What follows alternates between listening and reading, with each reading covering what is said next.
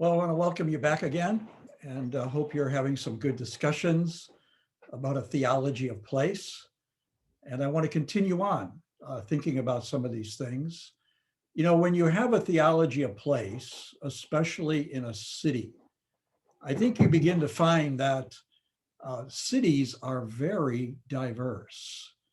Cities, as Ray Bakke says, are laboratories for mission. And the more you have a theology of place, the more diverse your ministry has to become. Ray Bakke wrote a book called A Theology as Big as the City. And when you have a theology as big as the city, you will have a missiology as diverse as the city. So I want you to think about that. And as we look at a few more PowerPoint slides as to how that is lived out. Here's how I like to look at the city. I like to look at the city kind of through a lens like a pizza that's transparent with many divisions and many sectors. And you can see this pizza has three large quarters to it. I call them peoples, places, and passions. If you go onto our website, YWAMSFBayArea.com, you will see this, how we've designed our website: peoples, places, passions. And so what we're trying to do here is look, when you think about how do I reach a whole city, no one person, no one event, no one church can reach an entire city. But when we break the city into divisions and we really focus on those divisions and we raise up what I call micro-focused leaders in each one of those divisions that focuses on that division, then we will see the city reached. So let me take the first division here, which I call peoples. And when I talk about peoples, I'm not just talking about all peoples. As I said earlier, I'm talking about the peoples who would find it difficult to go to church. And so we want to identify those peoples, the peoples that are beyond the reach of the local church or would find it difficult to go to church. And so we really want to look at cities through that lens of the ethnic groups, the linguistic groups, the unreached people groups, and then begin to raise up teams or leaders that would take on those singular groups. You can just look here at the San Francisco Bay Area, and you can see so many people groups. We need so many micro-focused leaders that would build teams that would reach into those specific areas. So we begin to see that, like for instance, the Yemeni or the Afghan or the Iranians, each one of these would need a specific focused leader that raises up a team around him and or her, and then focus on these peoples and see them brought into the kingdom of God. So one is what I call peoples, and then the next is what I call places. And places are neighborhoods, and neighborhoods are distinct areas of many cities, not all cities, but many cities have distinct neighborhoods that take a particular methodology or demeanor or strategy in how to reach that neighborhood. And that neighborhood could be a university campus, or it could be a large company like Googleplex or Old Navy or whatever the company may be. And Christians are incarnating as employees or as students in those campuses or in those companies or in those neighborhoods, and they're reaching out. You can go onto YouTube and look at our ministry called Love Your Neighbor. and see some of the videos that they're producing of how to reach their upper class neighbors during the COVID season. And it's been very, very effective. So number one is people. Number two is places. Now look at San Francisco. We're a city of neighborhoods.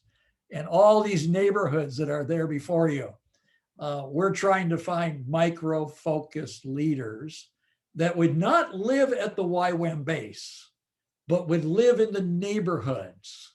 And they would raise up teams of full-time YWAM staff or teams of local Christians who are living in those neighborhoods, who become a part of the mission of reaching that neighborhood. So we're really excited about what God is doing. And when I look at cities all over the world, all cities have unique neighborhoods. Some cities are really neighborhood centric, like San Francisco. Then there's other cities that are not so neighborhood centric, but still have unique places that require a certain strategy. So people, then places, and then you can see here, so I'm putting in the different neighborhoods of the San Francisco Bay Area. I'm doing this from a very large lens, so I'm looking at the whole Bay Area. I put in like the company Google, Apple, and Cisco, and universities, and East Oakland, and the city of Sausalito or Berkeley. So, I'm looking at it from a very macro level, or you can come down to a very micro level, like a city specific in some of its neighborhoods. And then the third area is the area of passions, which we get into really the 7 spheres of society and beyond. And so it could be like the area of skateboarding, which fits in arts. When you just take arts alone and you start breaking it into smaller slices, you will get skateboarding and fine art, and you'll get music, and you'll get poetry, and you'll get so many other expressions of the different types of arts. And each one of those fields requires a micro-focused leader that would take on that area and really incarnate the gospel in that area. So you can begin to see how that starts filling out with different expressions. Now, notice I put in there University of the Nations training, because that's really a passion, Christian education. And so I've put that in that field there to flesh it out a little bit more so that you can see. So what we're looking now for, as you can see, is in each slice of the urban pie, whether it's upper class or lower class or middle class or inner city or outer city, it doesn't matter. The city is the city. And we're looking at all sectors of the city. We're looking for micro apostolic leaders and teams that gather around that leader, and they focus on a particular people, place, or passion with, let me say this very strongly, with a long-term commitment. I'm particularly looking for people that will make a 5-year commitment to pioneering new ministries in the San Francisco Bay Area in any one of these slices of the urban pizza pie that I'm drawing here. I call these people micro apostolic leaders. Now, overseeing that might be someone who's like a city coordinator. That's kind of the macro leader that's looking over it. But let me say this very clearly. Macro leaders are of no value unless they're releasing micro-focused leaders. And micro-focused leaders are not small people. Micro-focused leaders are people that have very narrow vision to a particular piece of the urban pie, but they're very powerful people that are raising up others around them and are moving in authority to see the kingdom of God come in that area. I'd like you to go on to YouTube and look up my name, Tim Svoboda. Go to my YouTube channel, and there's a playlist there called Micro Apostolic Leaders. And I've put many different videos in that channel. Some of them are 2 minutes long, some are 5 minutes long, of different micro apostolic leaders, whether it's in the area of justice, or it's in the area of a restaurant, or it's in the area of evangelism, or working amongst the poor. And I'd like you to watch at least 2 videos and then come back and discuss amongst yourselves what is a micro focused leader, and who are you? Are you a micro focused leader, or are you a macro focused leader that wants to release many micro focused leaders? When we look at a city, we need just a few macro focused leaders, and we need thousands of micro focused leaders.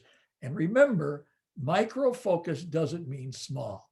I can introduce you to some of my friends who are micro focused leaders, and they are some of the most powerful people speaking in some of the biggest churches, but they're extremely focused in a particular slice of the urban pie. They're speaking in churches that I could never speak in, and they have authority, they have the spirituality, and their ministry, though it may be very narrowly focused in a particular slice of the urban pie, it's macro in its application. There's one video on my playlist called Slums of Madras. And that is a micro-focused ministry with macro applications. They're not just doing one thing in that ministry, they're doing multiple things in that ministry, from church planting to relief work to therapy to all different types of ministry that's going on. I think you can count maybe 7 or 8 different expressions. When you become micro-focused and you zero down, your applications become macro-focused, and you begin to be multiple. Your ministries become multiplied in many different facets in that one micro-focus. So take some time and look over that video, and then we'll come back later and we'll talk about some other issues.